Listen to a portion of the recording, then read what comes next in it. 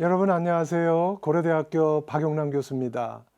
셰익스피어 희극은 기본적으로 웃긴 얘기입니다. 하지만 웃음과 함께 인생에 대한 예리한 통찰도 들어 있습니다. 그래서 오늘은 셰익스피어의 5대 희극 중에서 베니스의 상인에 대해서 한번 생각해 보겠습니다.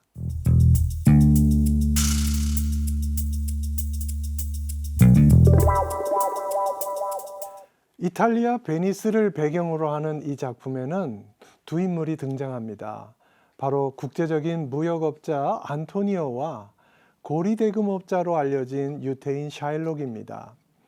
이들은 지금 샤일록이 하는 일, 직업 때문에 서로 반목하고 갈등합니다.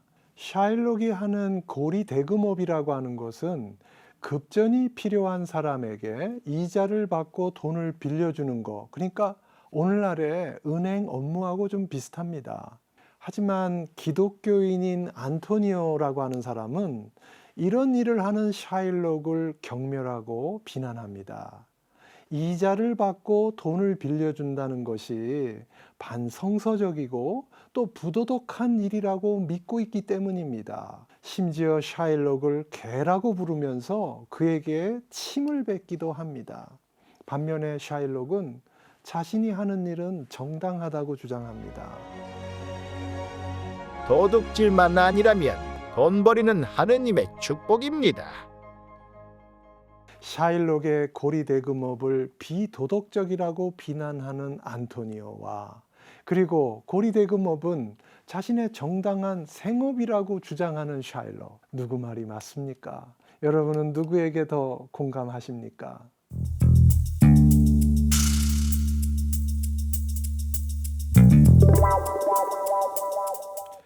안토니오는 우정을 바탕으로 주변 사람들에게 무이자로 돈을 빌려줍니다.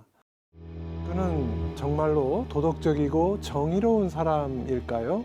안토니오의 순수성이 의심스럽습니다. 자본주의 사회에서 돈은 경제력, 사실상의 권력입니다. 막강한 재력을 바탕으로 해서 주변 사람들에게 무이자로 돈을 빌려주는 안토니오는 베니스 사회의 경제적 권력자입니다. 실제로 이 작품에 보면 안토니오 주변에는 그를 존경하면서 따르는 친구들이 많습니다. 이것은 그가 무이자로 빌려주는 돈의 힘과 무관하지 않다고 생각합니다. 이런 상황에서 샤일록의 대금업은 안토니오의 사회적 영향력을 약화시키는 요인이 됩니다. 굳이 안토니오가 아니더라도 샤일록에게 급전을 빌렸으면 되니까요. 안토니오가 성서와 도덕성을 내세우면서 샤일록을 비판하지만 사실은 자신의 사회적 영향력, 즉 자신의 권력을 지키려는 것으로 해석할 수 있습니다. 이것은 이기적이고 위선적인 것이라고 말할 수 있죠. 결국 안토니오는 자신의 이기적인 욕망을 도덕적, 종교적 정의로 위장하는 것입니다.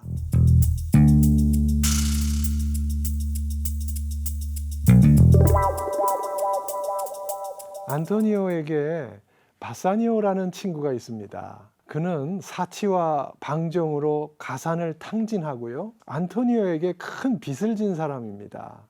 그런데 그가 아름다운 상속녀 포샤에게 청혼하기 위해서 청혼 자금을 좀 빌려달라고 찾아왔습니다.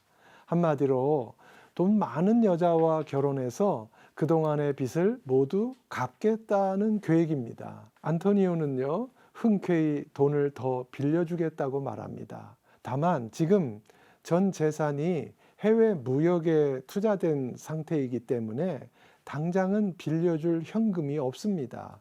그래서 고리대금업자 샤일록에게 빌려서 그 돈을 빌려주겠다, 이렇게 말하는 것이죠. 안토니오가 자신이 그렇게 비난하던 샤일록에게 돈을 빌리러 왔습니다. 그는 3,000 더켓이라는 거금을 3달 동안만 빌려달라고 말합니다. 돈을 빌리러 온 입장임에도 불구하고 그는 샤일록을 또 심하게 모욕합니다.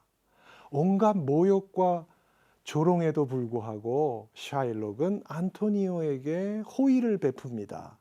관례를 깨고 그에게 무이자로 돈을 빌려주죠. 그러면서 한 가지 조건을 제시합니다.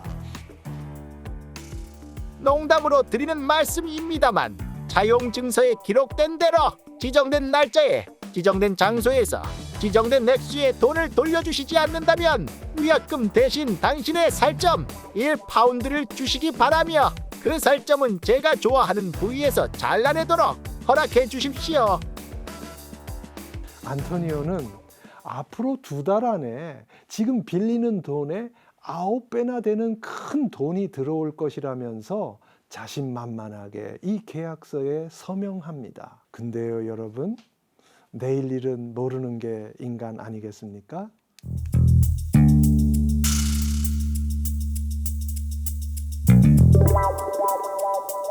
샤일록의 딸 제시카가 아버지를 치명적으로 배신합니다.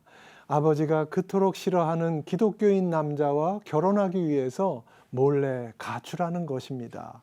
그것도 아버지의 재산과 보물을 훔쳐서 말입니다. 딸과 재산을 지키려고 그렇게 애를 썼지만 샤일록은 결국 모두 다 잃어버렸습니다. 그것도요, 가장 믿고 사랑했던 딸의 배신으로 말입니다. 당연히 샤일록은 크게 분노합니다. 자, 그렇다면 안토니오의 무역선은 어떻게 되었을까요? 세계에서 상품을 가득 싣고 돌아오던 안토니오의 배들은 모두 난파되었다는 소식이 들립니다. 결국 안토니오는 파산 지경에 이르렀고 샤일록의 빚도 갚지 못할 처지가 되었습니다. 그렇게 자신만만하게 장담했지만 순식간에 모든 것이 물거품으로 변해버린 것입니다. 저는 이 대목을 읽으면서 이런 생각이 들었습니다. 우리 인생에서 정말 내 것이라고 장담할 수 있는 것이 있을까? 샤일록의 재산과 딸도 안토니오의 무역선도 모두 내 것이라고 확신했지만 그것은 내 것이 아니었습니다. 딸의 배신으로 화가 난 샤일록이 그동안 안토니오에게 당했던 모욕을 복수하려고 합니다. 그래서 계약서대로 안토니오의 살 1파운드를 위약금으로 받겠다고 주장합니다. 안토니오가 사정을 해보지만 샤일록은 냉정하게 거절합니다. 샤일록은요, 이 문제를 베니스의 법정으로 가져가서 엄격한 법과 정의를 요구합니다. 무역 도시였던 베니스의 공작은 합법적인 계약서에 명시된 계약 관계를 존중해야만 했습니다. 난처해진 베니스 공작과 이 사건을 담당하는 재판관 포샤가 샤일록에게 자비를 베풀 것을 권고합니다. 그들이 이렇게 말하죠. 자비는 최고 권력자의 가장 위대한 미덕이고 군왕을 더욱 군왕답게 하는 것은 왕관보다 자비입니다. 자비를 가지고 정의를 완화할 때 지상의 권력은 신의 권력과 가장 가까워지는 법입니다. 옳고 그름만을 판단하는 냉정한 정의만으로는 문제를 원만히 해결하기 어렵다는 것입니다. 그러니까 관용과 자비로서 정의를 조금 완화하자는 말이죠. 그래서 이들은 원금의 3배를 이자로 받고 계약서를 파기하자는 타협안을 제시합니다. 근데요, 샤일록은 이것을 끝까지 거부합니다. 법적 정의를 주장하는 샤일록에게는 그렇다면 문제가 없을까요? 물론 계약서대로 법대로 하자는 샤일록의 주장에 법적인 하자는 없습니다. 그리고 샤일록이 그동안 안토니오에게 억울하게 당해온 것도 맞습니다. 그래서 괘씸해서라도 법대로 하겠다라는 그의 심정도 이해는 갑니다. 근데요, 샤일록이 지금 여기서 주장하는 그 법적 정의라고 하는 것은 이기적인 정의입니다. 그것은 사실상 법적 정의로 위장된 개인적인 복수이기 때문입니다.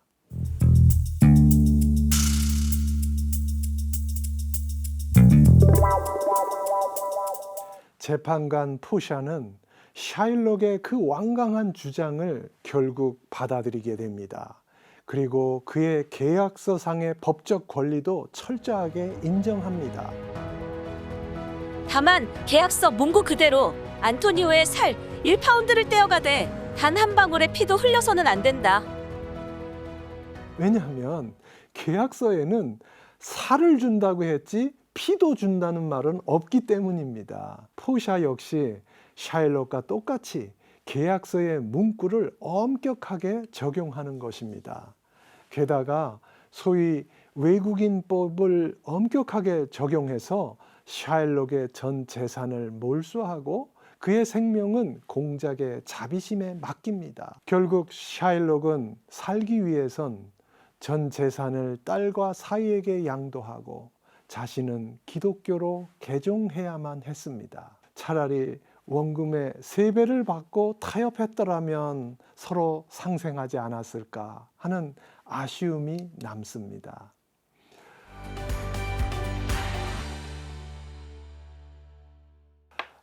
우리가 운동이나 악기를 배울 때 몸에 힘 빼라 이런 소리를 선생님한테 자주 듣습니다. 근데 그게 사실 말처럼 쉽지 않습니다. 힘을 뺀다는 것은 아예 힘이 없다는 말이 아닙니다. 상황과 필요에 따라서 힘의 강약을 조절할 줄 안다는 것입니다.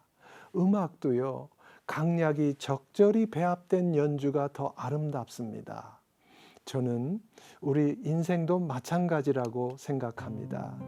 지나치게 강경한 나의 정의만 가지고서는 세상을 아름답게 만들 수는 없습니다.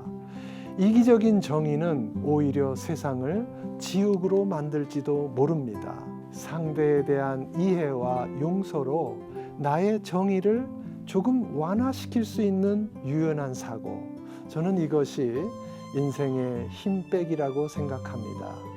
안타깝게도 이 작품에 나오는 샤일록과 안토니오에게는 이것이 부족했습니다. 감사합니다.